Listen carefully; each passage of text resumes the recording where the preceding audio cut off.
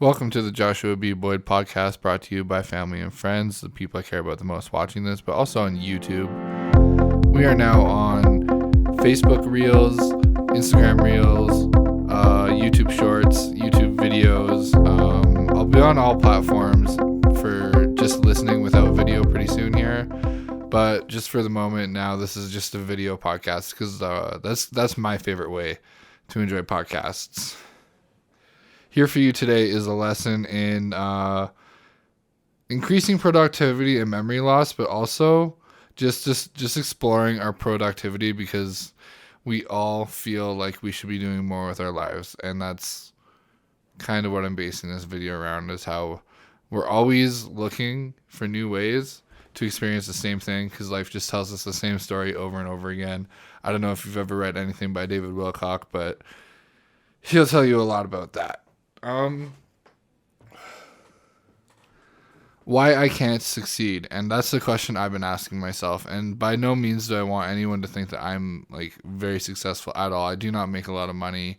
My living situation isn't something I want to talk about, and I'm in uncomfortable positions just like you guys. And in that process, we're gonna understand why we're not the superstars that we think we are, but also leaving yourselves free of judgment for the pressure of being that kind of person. So the number one thing when you ask yourself, like, why I can't succeed, is what is your fear of judgment from others? We're always worried about what other people think. Like, and if you think about it, it's in the smallest way possible. Like when you buy a car, even if you're not trying to impress anyone when you're buying that car, you're like, wow, I hope no one around me thinks this is a dumb purchase or something like that, right? Like we always have that underlying pressure from others around us, and sometimes it's because we want to make people proud and not because we're worried about judgment. But we're in that position where we really want to make our parents proud, we really want to make our girlfriend proud, you really want to make your boyfriend proud, you really want to make your partner proud if you're all pronoun heavy. And it all starts with getting into self-educating. And for me, it was all about the self-help path. So going to a bookstore and finding the self-help business marketing section, all those kinds of books are in the same area. And they're all over Amazon. They're all over Audible for audiobooks. If you're not a reader, get into audio, although I will be touching on later in this video on why reading is powerful. There's a Mark Twain quote. Never let your I screwed that up. There's a Mark Twain quote. Never let school get in the way of your education. Never let school get in the way of your education. So that means you always have to be self-educating yourself and understand that the education systems that we were brought up in are based on 100 and 150-year-old values and knowledge. And we all know that they have nothing to offer us. That isn't secret information. That isn't even rebellious to say anymore. That's common thought, that school doesn't teach us as much as we think we should, or as much as we think it should.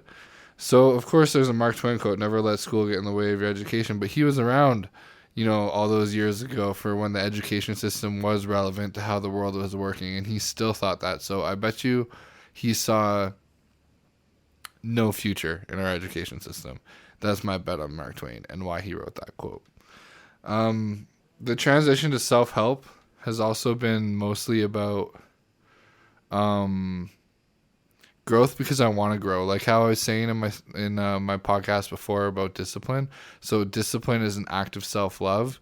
So I'm going to say that one more time in this podcast. With acting and self-love, we are opening ourselves up to the opportunity to learn in a very pressure-free environment.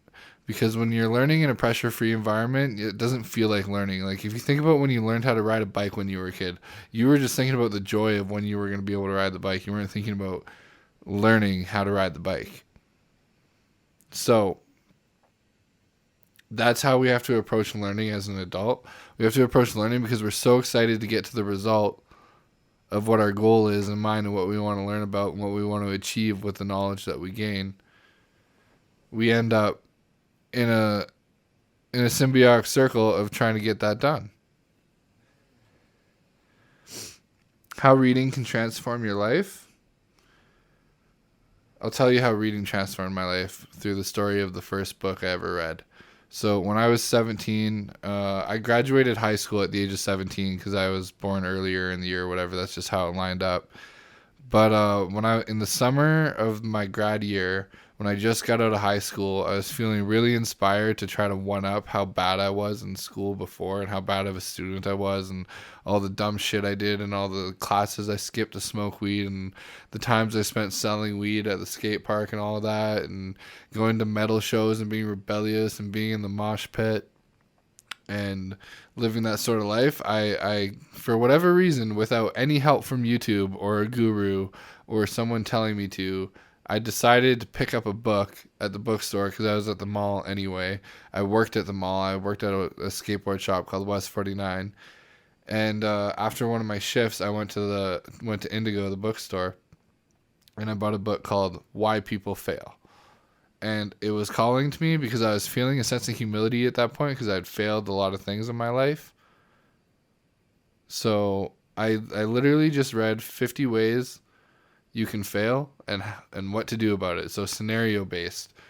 And I found myself in a lot of those scenarios within the next year, entering my chef career and going through challenges of learning how to cook. And I failed in many ways, and I had a plan for it because I had read a book called 50 Ways to Fail. And that was the first time I had ever seen the result. The actual result from me going from student reading, from reading to learning, from learning to going into action with what I learned, and then me failing just like the book said I would, and then me handling it in the way the book said I should. It was amazing. It's helped me out throughout so many things. They say, I'm going to get this quote absolutely wrong, especially because I don't know who quoted it. But they say if you read one book a year, it'll change your life forever. If you read 3 books a year, it'll change your life within 6 months. And if you read multiple books a year, you'll just be super ahead in life. And there's a way better way to say what I just said. But we all know it's true because I read that one book and it changed my life in a work situation. Probably from a hired to fired situation. It put me on the hired side. So, I don't know. That's why I value books. And I'm just trying to talk like I'm talking to a homie right now because that's how a podcast should be. I've been doing a lot of research on what to do in solo podcasting because I don't have a podcasting partner anymore. I used to have a podcasting partner named Okello, and we're still friends. We're just not podcasting together anymore. He's just not as interested, and I still am. And so I've had to take this route, and I really like this storytelling about something that I've learned about because I feel like I'm learning as I'm talking, and I feel like then I go to edit this and I watch it back, and I feel like I've also learned something. So if I enjoy it, then everybody else should enjoy it. And that's how it's worked in the past with my content. Is when I'm really enjoying myself is when other people are really enjoying yourself. So that brings me actually to the close without even trying because I have a couple jotted notes that I've gone off of, but for the most part, I'm just going off the top of my head because that's how a podcast has to work. But that brings me into my third segment here, which is the second last closing statement in the sense that the life you live is the lessons you teach. The life you live is the lessons you teach. I don't know why I repeat myself all the time, but I feel like when I barely heard what I said, you probably barely heard what I said. So I'm going to say it for a third time. The life you live is the lessons you teach. And that is totally true because that quote, I forget who that quote's by. I get quotes from so many memes that is unreal. And when you get your quotes from your memes, you have no idea who you're getting these quotes from or if they're even real quotes. But if they're true and they're good and they make sense, they're worth putting forward into the world. And a path to increased productivity and time is becoming habitual, reliant on your habits. So that means when we're experiencing ourselves in a learning position and we're growing and we can see our results, just like how I talked about with the book of 50 Ways to Fail and me at work,